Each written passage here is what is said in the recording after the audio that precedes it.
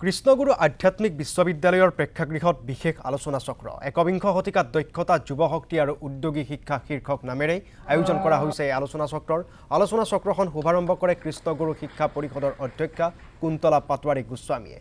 কুমাৰ ভাস্কৰ বৰ্মা সংস্কৃত আৰু পুৰাতন বিশ্ববিদ্যালয়ৰ শিক্ষা বিভাগৰ সহকাৰী অধ্যাপক ডক্টৰ চয়নিকা ডেকা উপস্থিত থাকে আলোচনা চক্ৰত।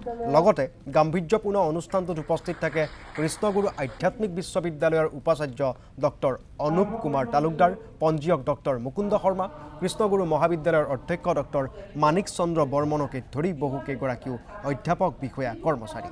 প্ৰায় 2 শতাধিক স্নাতক শাখাৰ ছাত্ৰ ছাত্ৰীয়ে ভাগ লোৱা অনুষ্ঠানত বিশিষ্ট অতিথিসকলে একবিংশ শতিকাত দক্ষতা যুৱশক্তি আৰু উদ্যোগী বিকাশ সন্দৰ্ভত আলোকপাত কৰে।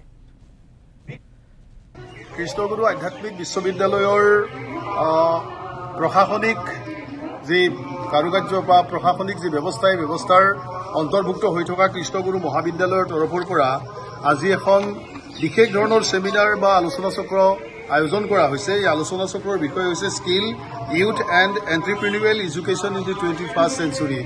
আৰু ইয়াত আমাৰ যিগৰাকী ৰিচোৰ্চ পাৰ্চন হিচাপে নতুবা সমল ব্যক্তি হিচাপে উপস্থিত আছে, তেওঁ আছিলে নলবাৰী কুমাৰ ভাস্কৰ বিশ্ববিদ্যালয়ৰ এডুকেশ্যন ডিপাৰ্টমেণ্টৰ এছিষ্টেণ্ট প্ৰফেচৰ ডক্টৰ চয়নিকা ডেকা।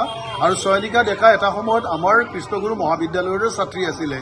আজিৰ এই আলোচনা চক্ৰখনৰ মাজেৰে আচলতে বিশ্ববিদ্যালয়ৰ অধীনস্থ কৃষ্ণগুৰু মহাবিদ্যালয়ৰ ছাত্ৰ ছাত্ৰীসকলক যে ৰাজহুৱা আলোচনা চক্ৰ, তেওঁলোকে কেনেকৈ প্ৰজেক্ট পেপাৰ লিখিব লাগে, কেনেকৈ প্লেটফৰ্ম স্পিকিং কৰিব লাগে, এই সকলো ধৰণৰ কথাবিলাক লক্ষ্য ৰাখি যাতে তেওঁলোকক এটা উপযুক্ত প্ৰশিক্ষণৰ বাতাবৰণ দিব পৰা যায়, সেই উদ্দেশ্যে আলোচনা চক্ৰ আয়োজিত হৈছে।